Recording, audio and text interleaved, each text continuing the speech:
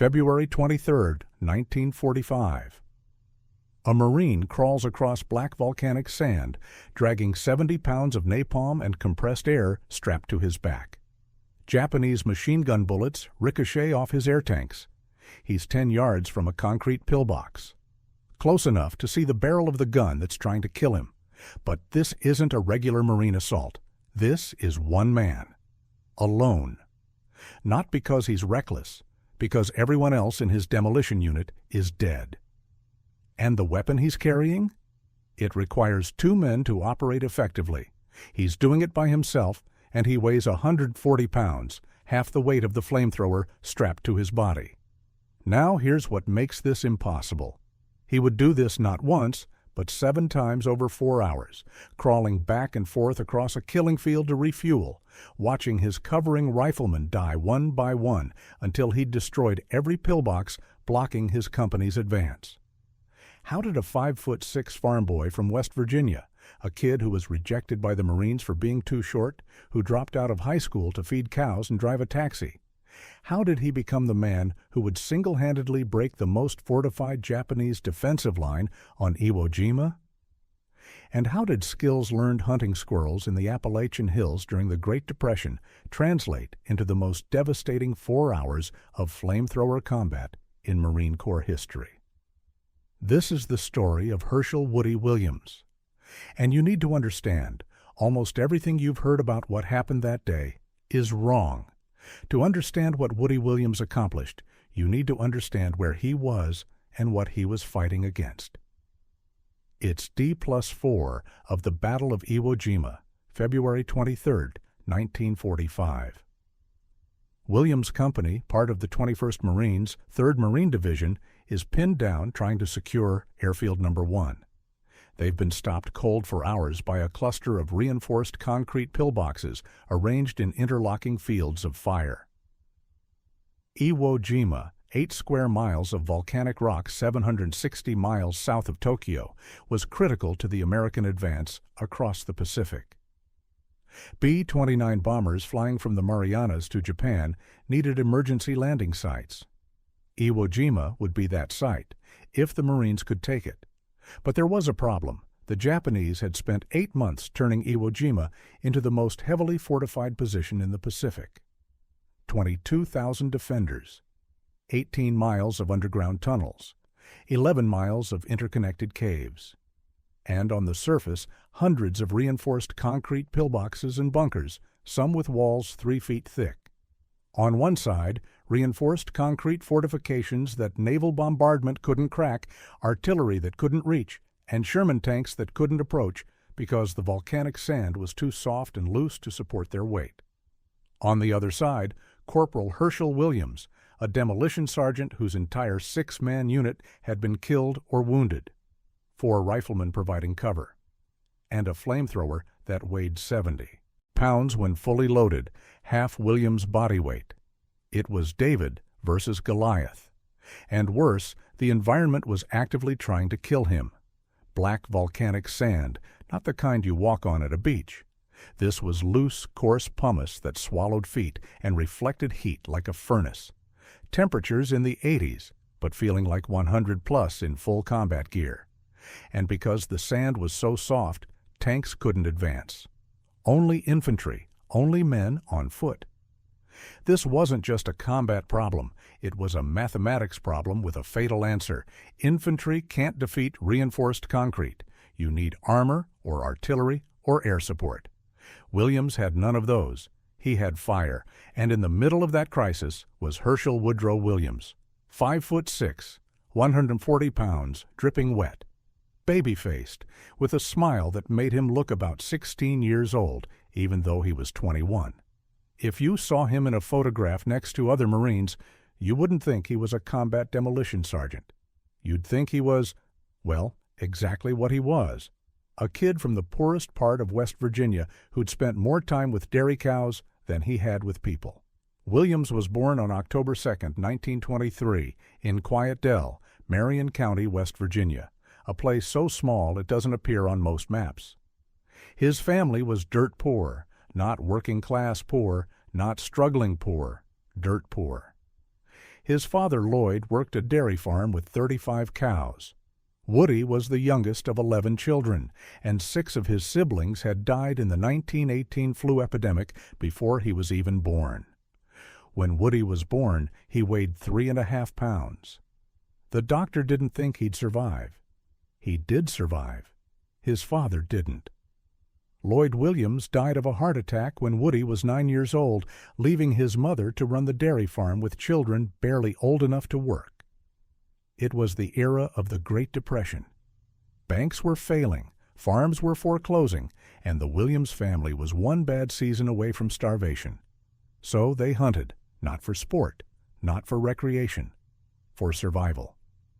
Woody Williams learned to shoot before he learned to read well. Had to. If he didn't bring home squirrels, rabbits, or grouse, the family didn't have meat. And what did he hunt? Squirrels mostly. Rabbits when he could get them. Wild turkey if he was very lucky. And all of it in the dense, unforgiving forests of Appalachia, where you couldn't see more than 30 feet in any direction. Now, if you've never hunted squirrels in old-growth forest, you don't understand how difficult it is. A squirrel's eyesight is designed to detect movement at 100 yards. Their hearing can pick up a twig snap from 50 feet away. They're fast, erratic, and they live in an environment, tree canopy, where you can't see them until they want you to. And here's the problem. Woody's family couldn't afford to waste ammunition. He got maybe 5 .22 rounds per hunt. Miss twice, and you go home hungry.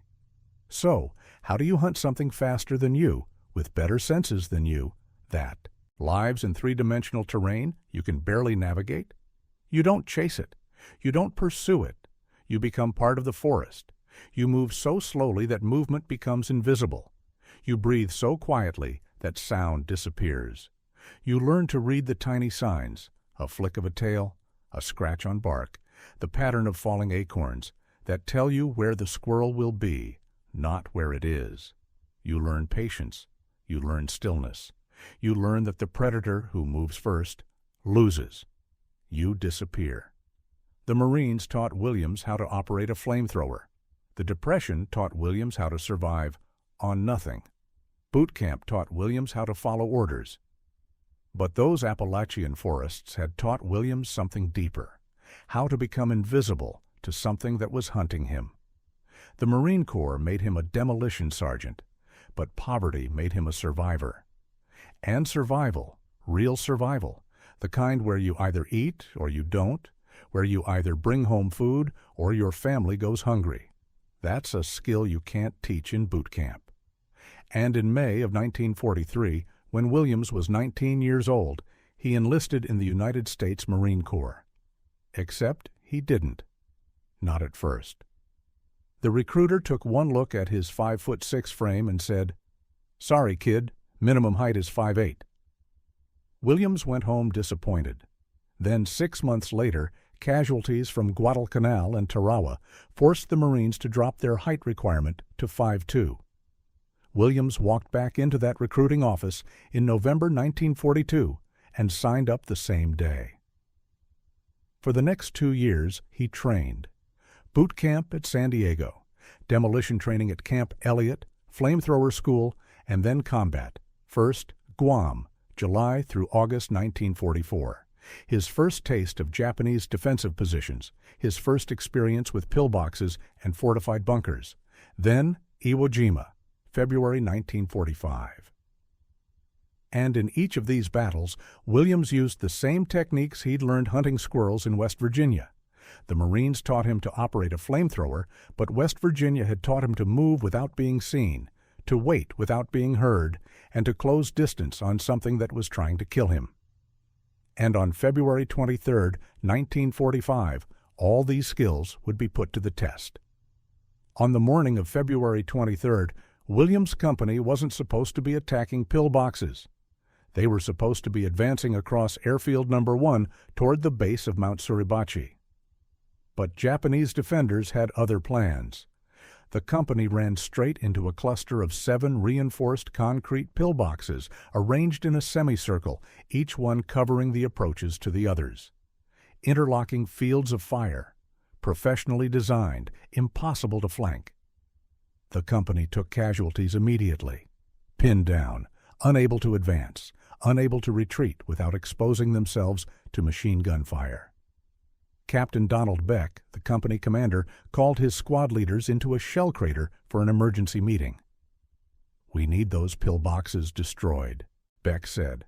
"Tanks can't get through this sand. Artillery can't get the angle. We need a demolition man with a flamethrower. We need someone who can get close enough to burn them out." He looked around the crater. Williams's entire 6-man demolition unit had been killed or wounded. The other flamethrower operators were dead, wounded, or their weapons were destroyed. Beck looked at Williams. "Woody, can you do it?" It was a death sentence. Everyone knew it.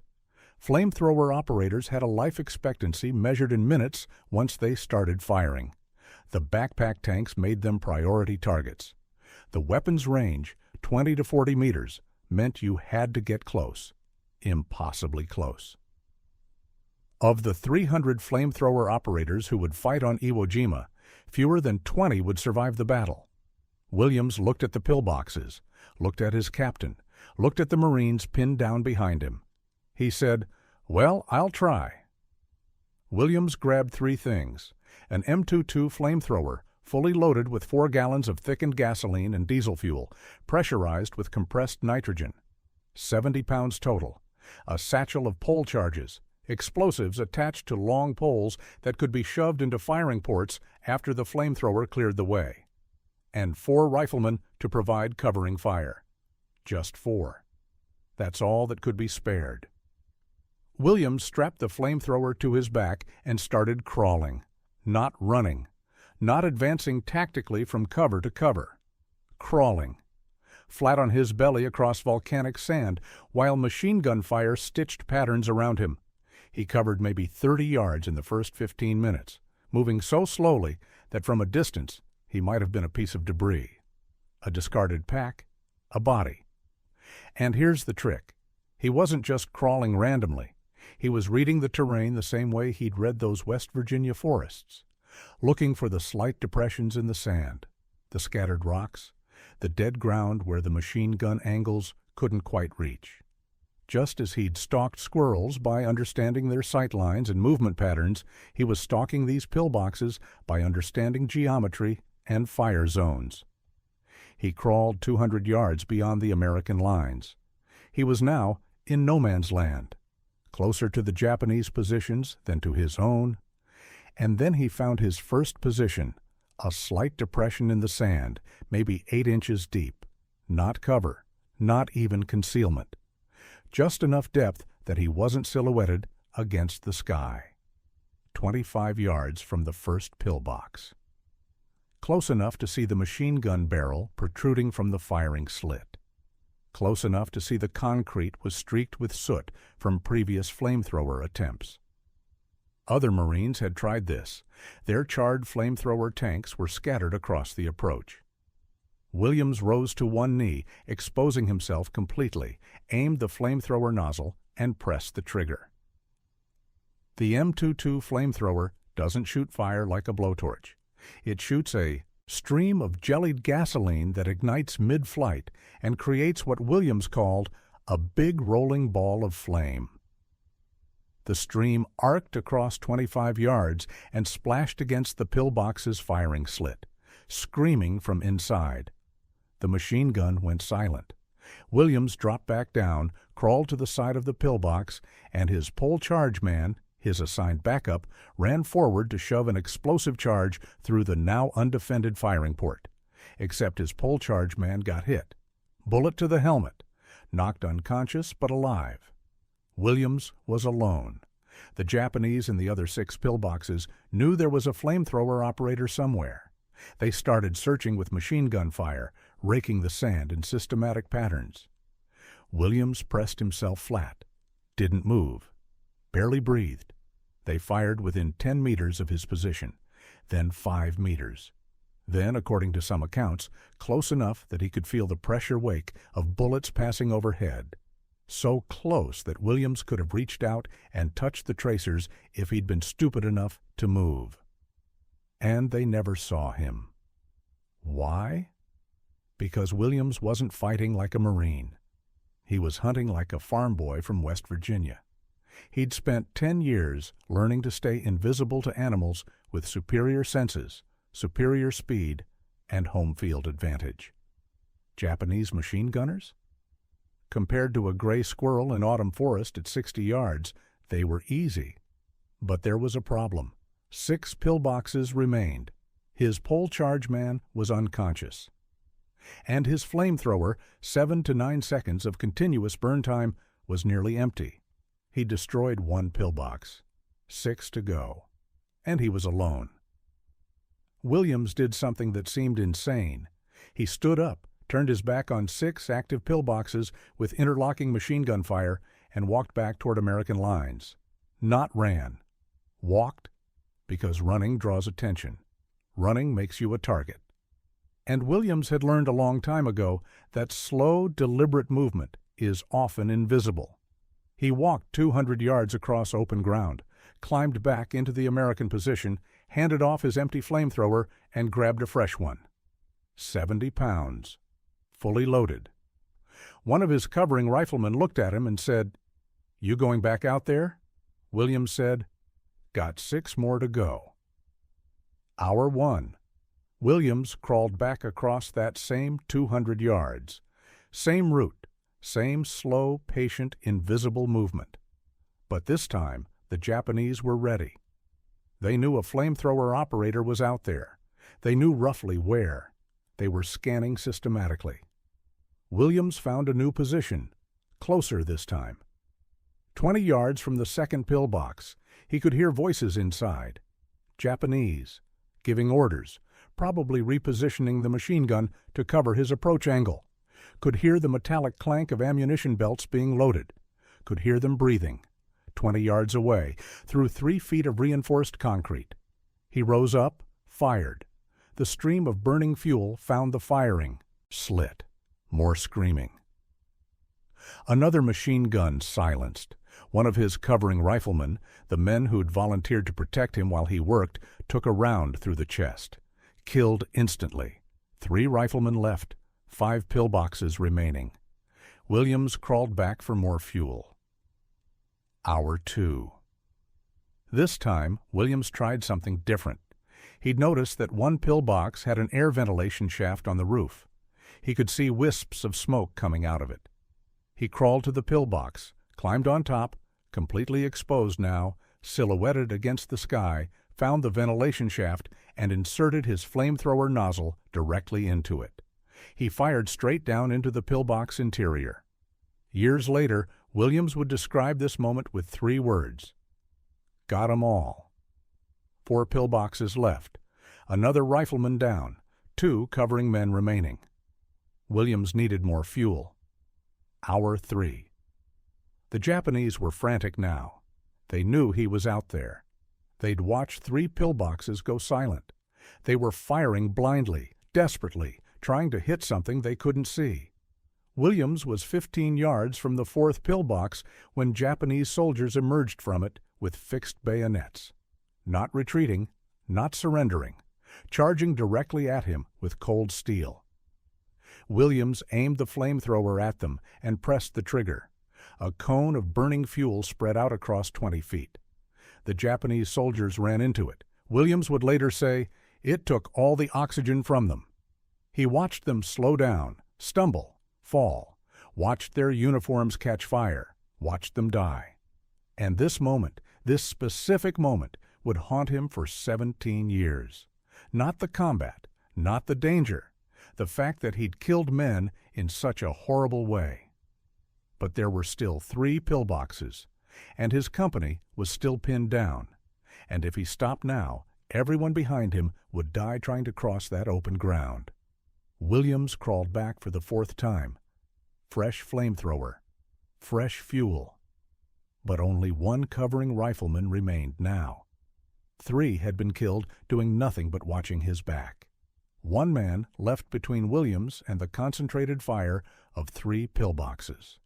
The mathematics were clear. If he went back out there again, that last rifleman would probably die. If he went out twice more, which he'd need to do to destroy the remaining pillboxes, That rifleman's death was a certainty. Captain Beck called to him across the shell-torn ground. "Woody, you've done enough. Fall back. We'll find another way." Williams looked at the 3 remaining pillboxes, looked at the Marines behind him, pinned down, unable to advance or retreat, looked at the single rifleman who'd volunteered to protect him. He said, "Sir, I can get him." And he went back out there. Hour 4. By now, Williams had been crawling across volcanic sand for nearly 4 hours.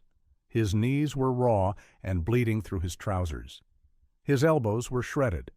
Volcanic pumice is like crawling across broken glass. But he'd also learned the terrain perfectly.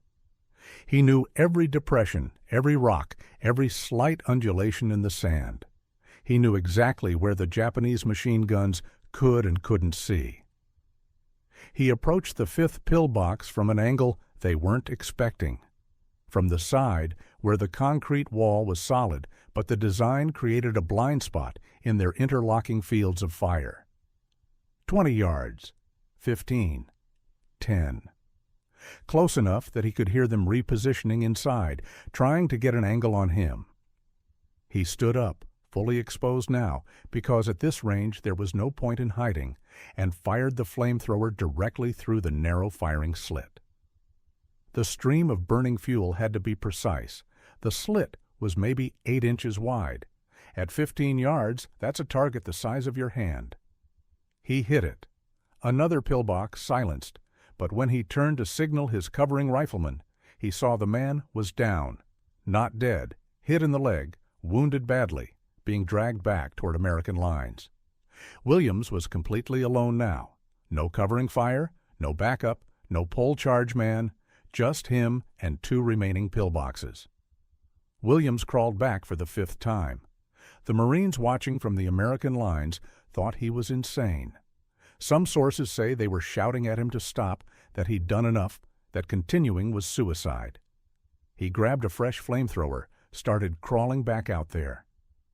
But this time he had no covering fire at all, which meant the Japanese could focus entirely on finding him, which meant he had to move even slower, even more carefully. It took him 45 minutes to crawl 150 yards. When he reached the 6th pillbox, he discovered the firing slit was positioned wrong. He couldn't get an angle. The pillbox was built into a slight rise in the ground, and the slit faced downslope. If he stood up to shoot, he'd be exposed to the 7th pillbox. If he stayed low, he couldn't hit the target. So he did something desperate. He crawled to the rear of the pillbox, the back side where there were no firing ports, where he was completely blind to what was inside. And he pressed his ear against the concrete. He could hear them inside, multiple voices, moving around. He found a crack in the concrete, bomb damage, probably from the pre-invasion bombardment, inserted his flamethrower nozzle into it, and fired blind. He pumped the entire fuel load, 4 gallons of burning diesel and gasoline, through a crack maybe 2 inches wide, into a sealed concrete box full of men. Later, when American forces cleared the pillbox, they found it had been turned into an oven, everything inside carbonized. Williams didn't see this. He just heard the screaming stop. 1 pillbox left. But here's where Williams hit a wall, literally and figuratively. The 7th pillbox was the command position, larger than the others, thicker walls, better constructed, and it was positioned with perfect sight lines on all the approaches Williams had used before. He couldn't use his previous routes. They'd see him. He couldn't approach from the sides. No cover. He couldn't get close enough to use the flamethrower without being cut down. He crawled back to American lines for the 6th time. Captain Beck said, "Woody, that's it. You've done more than anyone could ask. 7 pillboxes is enough." But Williams said, "Sir, you said 7. There's 7. He meant, you gave me a mission to clear 7 pillboxes. I'm not done until all 7 are cleared." Williams grabbed his 6th flamethrower, the last serviceable unit they had. If this one failed, there would be no more. He started crawling, but this time He went wide, way wide. He crawled 300 yards out to the left flank, circling around beyond the pillbox's primary fields of fire. This took over an hour, moving inches at a time, completely exposed on the flanks to any Japanese observer who happened to look the right direction. But the Japanese inside the pillbox were focused forward. They were watching the approaches Williams had used before. They expected him to come from the same directions.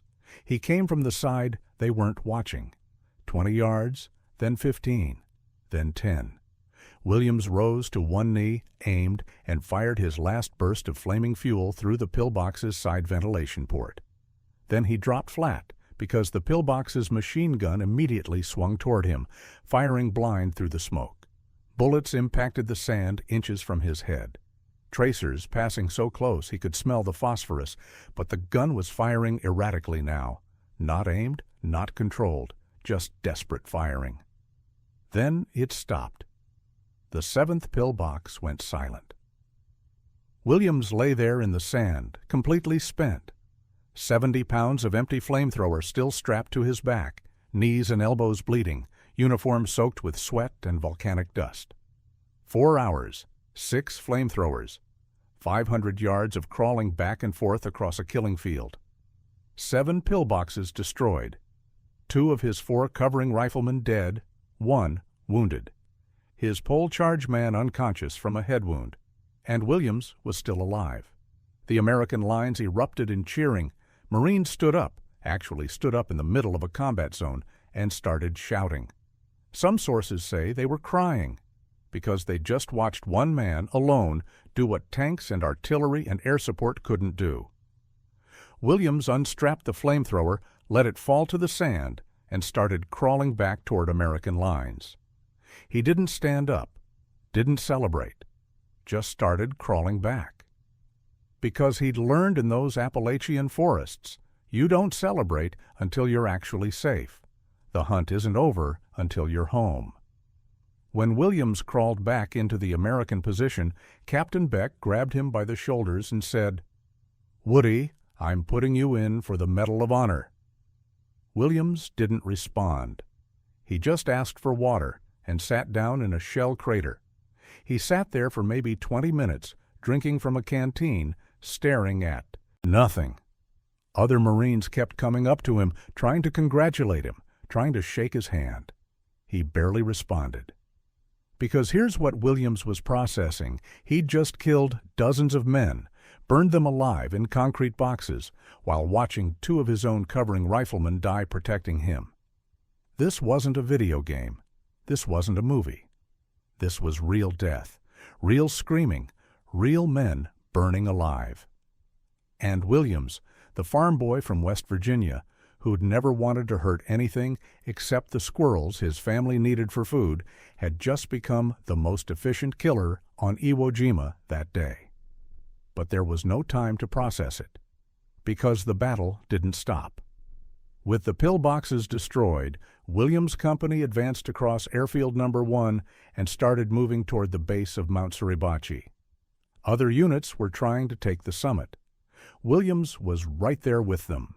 Same day, February 23, 1945.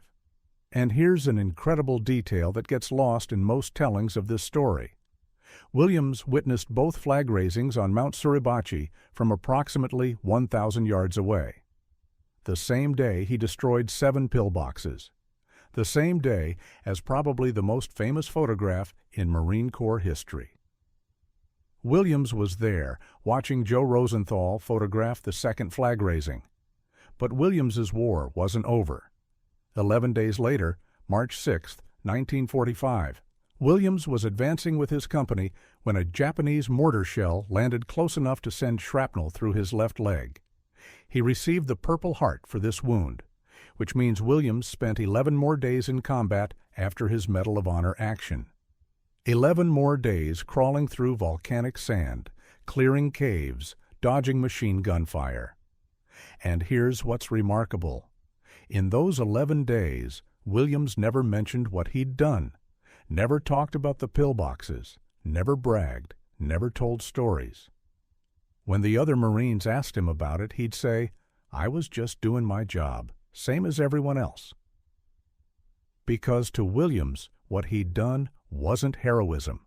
It was just survival. It was just using the skills he'd learned as a kid because his family needed food. The leg wound was bad enough that Williams was evacuated to a hospital ship, then back to a field hospital in the Marianas. While he was recovering, someone showed him a newspaper article about his Medal of Honor recommendation. That's how he found out. Not from an officer, not from a ceremony, from a newspaper. And his reaction, according to witnesses, was embarrassment. He didn't want the attention, didn't want to be singled out, because 3 of his 4 covering riflemen had been killed or wounded protecting him. His pole charge man had been knocked unconscious. Marines all around him had died that day doing jobs just as dangerous. Why should he get a medal when they got body bags? Williams started having nightmares in the hospital, not about being shot at, not about the danger, about the men inside those pillboxes, about the screaming, about the smell. The M22 flamethrower shoots jellied gasoline that sticks to skin and burns at over 2,000 degrees Fahrenheit. It doesn't just kill, it immolates. And Williams, the kid who'd hunted squirrels for food, who'd never wanted to hurt anything unnecessarily, had killed men in the most horrible way possible. He'd done it because he had to, because his company would have died if he hadn't, because that was the job. But necessary doesn't mean easy to live with. The nightmares would continue for 17 years. October 5th, 1945, 7 months after Iwo Jima, 2 months after Japan's surrender. The White House, Washington, D.C. President Harry S. Truman presented the Medal of Honor to 14 servicemen that day. Woody Williams was one of them. Williams stood there in his dress blue uniform, the uniform he'd specifically chosen the Marines for because he thought it looked better than Army brown, while President Truman read the citation. The citation described him attacking devastating machine gun fire from the unyielding positions and fighting desperately for 4 hours under terrific enemy small arms fire. It called his actions directly instrumental in neutralizing one of the most fanatically defended Japanese strongpoints encountered by his regiment. And then President Truman placed the medal around Williams' neck, shook his hand, and said, "This is awarded in the name of the Congress of the United States." Williams said, "Thank you, Mr. President." And then came the part that changed everything. After the ceremony, General Alexander Vandegrift, the Commandant of the Marine Corps, pulled Williams aside. Vandegrift had commanded Marines at Guadalcanal. He knew combat. He knew what the Medal of Honor meant. He said to Williams, "You wear the medal for them. The medal does not belong to you." Williams asked what he meant. Vandegrift said, "Those men who covered you, those men who died so you could complete the mission, those men all across Iwo Jima who didn't come home. You're wearing their medal. You're carrying their honor. Don't forget that." Williams never did. Because here's the burden of the Medal of Honor that civilians don't understand. It's not an award. It's a responsibility. Every Medal of Honor recipient knows they're representing men who did equally brave things but didn't survive to be recognized. They're carrying the memory of entire units, entire companies, entire battles. Williams wore that medal for 77 years, from 1945 until his death in 2022. And every single day he thought about those 4 riflemen, the 2 who died, the 1 who was wounded, the pole charge man who was knocked unconscious. He thought about the company commander who trusted him with an impossible mission. He thought about the Marines who advanced across that airfield after he'd cleared the pillboxes. He thought about the men inside those pillboxes, enemy soldiers, yes, but still men, who died horrible deaths because warfare demands horrible things. 12 days after receiving the Medal of Honor, October 17, 1945, Williams married Ruby Meredith, a woman he'd met before deploying to the Pacific. They would stay married for 67 years until Ruby's death in 2012. They had 2 daughters, Travi Jane and Tracy Jean. Williams went back to West Virginia, back to the hills where he'd learned to hunt, back to the poverty and the simplicity and the quiet. And he tried to forget Iwo Jima. For years, Williams didn't talk about what happened on February 23, 1945, didn't give speeches, didn't tell stories, didn't attend veterans' events. He got a job with the Veterans Administration, helping other veterans navigate benefits and services. He did this quietly, efficiently, for 33 years. He raised his family. He went to church. He lived a normal, unremarkable life because the nightmares hadn't stopped. The guilt hadn't stopped. And Williams was trying to reconcile something that couldn't be reconciled. How do you live with the memory of killing dozens of men in the most horrible way possible, even when it was necessary, even when it saved American lives? From 1945 to 1962, 17 years, Williams struggled with what we now call PTSD. He drank too much, smoked too much, had anger issues, nightmares that left him soaked in sweat, screaming Ruby's name because he thought Japanese soldiers were coming through the bedroom door. He'd see fire, just a normal fire, a fireplace, a bonfire, and he'd smell burning flesh. He'd hear screaming, kids playing, nothing serious, and he'd be back in those pillboxes, listening to men die. In 1962, something changed. Ruby had been attending a Methodist church revival meeting. She convinced Woody to come with her. Williams described what happened as a religious renewal, a conversion experience, a moment where he felt forgiveness, not from other people, but from something larger. He said, "Anytime you take a life, there's always some aftermath to that, if you've got any heart at all." But after 1962, he found peace. He quit smoking, quit drinking, quit swearing, became active in his church, and he started talking about Iwo Jima, not bragging, not glorifying, just testifying, bearing witness to what happened so that people would remember. Because he'd realized something. The only way to honor the men who died protecting him was to make sure their sacrifice meant something, to make sure people remembered. From 1962 until his death in 2022, 60 years, Williams became one of the most active Medal of Honor recipients in American history.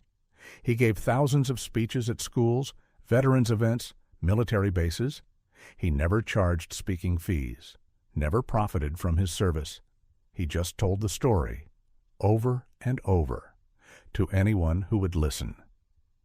Because the medal does not belong to you, you wear it for them. In 2010, at age 87, Williams founded the Hershel Williams Medal of Honor Foundation.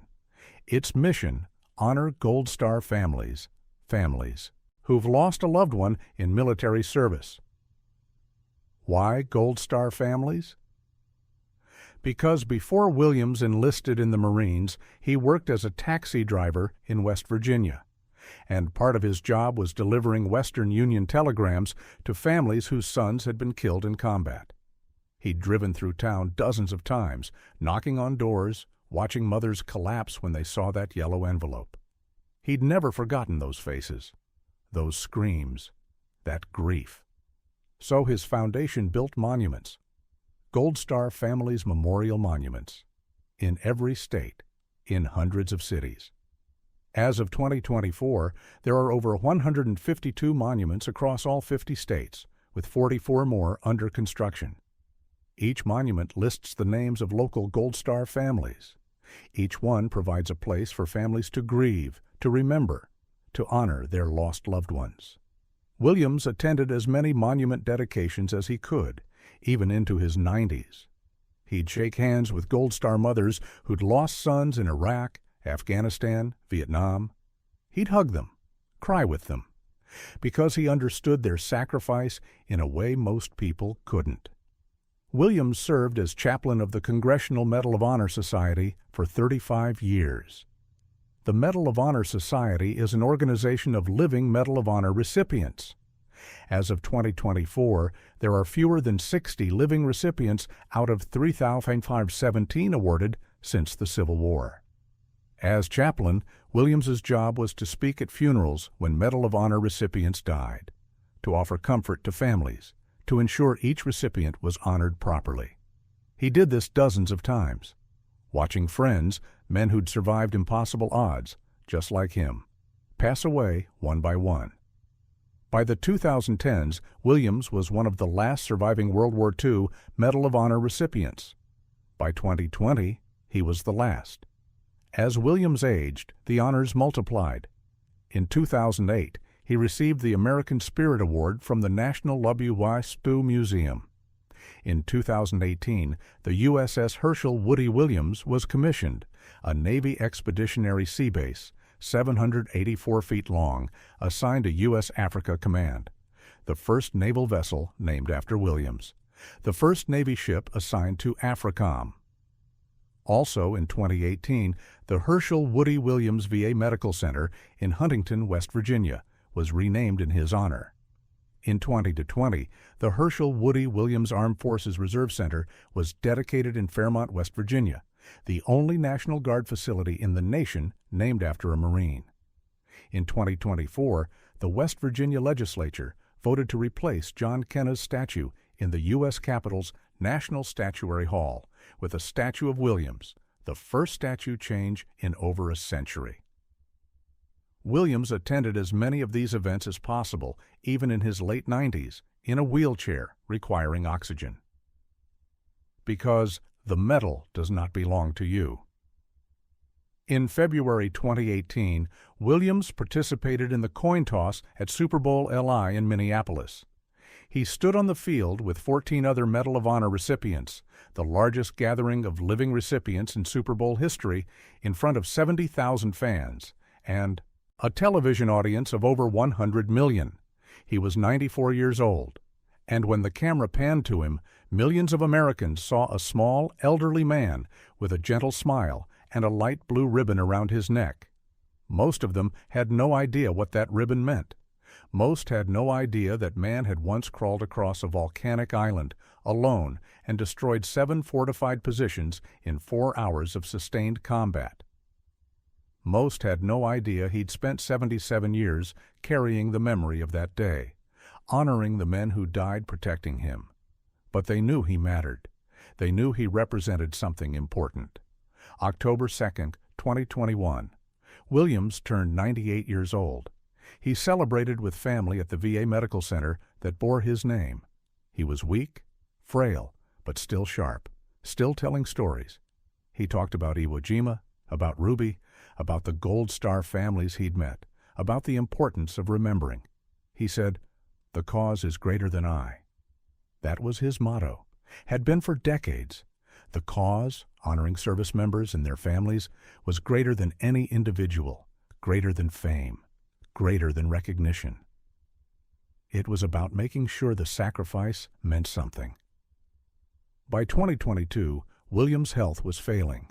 He was 98 years old, the last surviving World War II Medal of Honor recipient. One of fewer than 70 living Medal of Honor recipients from any conflict. Every breath was a struggle. He required constant oxygen, could barely walk. But he still took phone calls from Gold Star families, still signed autographs, still told stories to anyone who asked. Because the medal does not belong to you.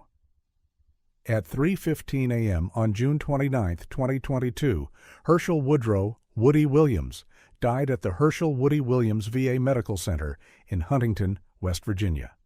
He was surrounded by family, his daughters, his grandsons, his great-grandchildren.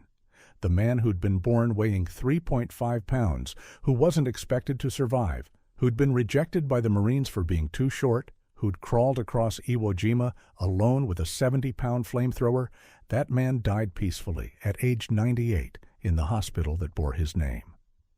Williams' body lay in state at the West Virginia State Capitol Rotunda in Charleston. Thousands of people lined up to pay respects. Veterans, active-duty military, Gold Star families, ordinary citizens who'd heard his story. The line stretched for blocks. Then came the honor that even Williams, had he been alive, would have found overwhelming. On July 14, 2022, Williams became only the 7th person in American history to lie in honor at the U.S. Capitol Rotunda. Not lie in state. That's reserved for government officials. Lie in honor, reserved for private citizens of exceptional national significance. The previous 6: Rosa Parks, Billy Graham, 2 Capitol police officers killed in the line of duty, and 2 other individuals. Williams was the first West Virginian ever accorded this honor. His flag-draped casket was carried into the Capitol by a Marine honor guard. Placed in the yaw, center of the rotunda beneath the dome, members of Congress, military leaders, the Secretary of Defense, all attended. But more importantly, Gold Star families attended, hundreds of them. Because this wasn't just honoring Woody Williams, this was honoring what he represented. Every service member who'd ever worn the uniform, every family who'd ever received that Western Union telegram. Williams was buried at Donald C. Kinnard Memorial State Veterans Cemetery in Dunbar, West Virginia. Full military honors, 21-gun salute. Taps played as the flag was folded and presented to his family. And here's the detail that completes the circle. The Donald C. Kinnard Memorial State Veterans Cemetery was the site of the very first Gold Star family's memorial monument that Williams's foundation ever built. He was buried at the place where his life's mission began, surrounded by monuments honoring the families whose sacrifice he'd never forgotten. Now we need to address something important. You've probably heard this story told as the Marine who destroyed 16 bunkers in 30 minutes. That's wrong. According to the official Medal of Honor citation, the Congressional Medal of Honor Society, the National WWII Museum, and Williams's own testimony, he destroyed 7 pillboxes over approximately 4 hours. Not 16, not 30 minutes. 7 pillboxes, 4 hours. So where did 16 bunkers in 30 minutes come from? Best guess, a combination of misremembering, exaggeration, and the natural tendency to amplify heroic stories over time. Maybe someone confused Williams's action with aggregate flamethrower successes across the entire Iwo Jima battle. Maybe the number got inflated through repeated retelling. Maybe a journalist somewhere made a mistake that got copied by others. But here's the important point. The truth is more impressive than the myth. Because 16 bunkers in 30 minutes would be impossible. It would be physically impossible. It would mean Williams was destroying a bunker every 2 minutes while simultaneously crawling hundreds of yards, refueling, and dodging machine gun fire. That's not heroism. That's fantasy. But 7 pillboxes over 4 hours? While alone? With his entire support team dead or wounded? Returning to resupply 5 times? Using 6 different flamethrowers? That's real. That's documented. That's verified. And it's far more impressive precisely because it's realistic, because we can understand the physical toll, the mental exhaustion, the accumulated fear of going back out there again and again, knowing each trip is probably the one that kills you. Williams himself expressed discomfort with his Medal of Honor citation's use of the word alone. He said, "If I had written that recommendation for the Medal of Honor, I would have never used the word alone. I sort of resent that word in my citation." Why? Because he wasn't alone. 4 riflemen provided covering fire, and 2 of them died doing it. A pole charge man accompanied him until a bullet to the helmet knocked him unconscious. Williams was physically alone for parts of the assault, but he was never alone in the broader sense. Men died protecting him. Men trusted him with an impossible mission. Men counted on him to succeed. So when we tell this story, we need to tell it accurately. Not to diminish Williams's heroism, but to honor the complete truth, including the men who died making his success possible. This story isn't about a superhuman warrior who single-handedly won a battle. It's about a kid from West Virginia who learned patience and stillness while hunting squirrels to feed his family, and then used those exact same skills to survive 4 hours of sustained combat on a volcanic island 7,000 miles from home.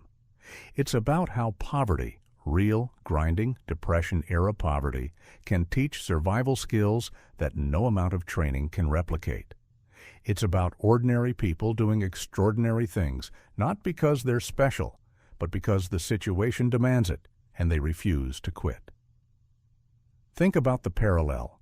Hunting squirrels in Appalachian forests requires patience to wait motionless for hours, ability to read terrain and sightlines, understanding predator-prey psychology, moving so slowly that movement becomes invisible, and accepting that one mistake means failure. Combat with a flamethrower against fortified positions requires patience to approach slowly under fire, ability to read terrain and fields of fire, understanding enemy psychology and defensive patterns, moving so slowly you disappear into the landscape, and accepting that one mistake means death. It's the exact same skill set. The stakes just got higher, but we also can't ignore the aftermath. 17 years of PTSD, nightmares, guilt. The haunting question: how do I live with killing men in the most horrible way possible, even when it was necessary? Williams found his answer through faith and service, through building monuments for Gold Star families, through telling his story so others would remember. But not everyone finds that answer. Not every veteran gets 17 years to struggle with it, then another 60 years to find peace. And that's part of the lesson, too. Heroism has a cost that doesn't end when the shooting stops. You wear the medal for them. The medal does not belong to you. That's what General Vandegrift told Williams in 1945. And Williams lived that truth for 77 years. Every speech he gave, every monument he built, every Gold Star family he comforted, every time he told the story of February 23, 1945. He wasn't celebrating himself. He was honoring them, the riflemen who died covering him, the Marines who trusted him, the families who sacrificed their loved ones. Williams' motto was, "The cause is greater than I," not "the cause is greater than us," not "the cause is greater than them." The cause is greater than I. It's personal, specific, individual. It means my comfort matters less than the I. Mission. My fear matters less than my duty. My life matters less than the lives depending on me. That's not suicidal thinking. It's the opposite. It's the recognition that some things are worth the risk, worth the sacrifice, worth the nightmares that follow. And in Williams' case, the cause was simple. Remember the fallen, honor their families, and make sure the sacrifice meant something. He did that. For 78 years after Iwo Jima, he did that. On February 23, 1945, a 5'6" Marine corporal from Quiet Dell, West Virginia, crawled across black volcanic sand for 4 hours, destroyed 7 Japanese pillboxes with a weapon that weighed half his body weight, and watched 2 of his covering riflemen die protecting him. He did this using skills he'd learned hunting squirrels to feed his family during the Great Depression. He received the Medal of Honor for it. And then he spent the next 77 years making sure everyone understood the medal wasn't his. It belonged to the men who died. It belonged to the families who sacrificed. It belonged to anyone who'd ever worn the uniform and answered the call. Hershel Williams died on June 29, 2022, at age 98, as the last surviving World War II Medal of Honor recipient. But his legacy, 152 Gold Star family monuments, thousands of speeches, millions of people inspired by his story, continues. Because the cause is greater than I, and sometimes the humblest beginnings produce the most extraordinary lives.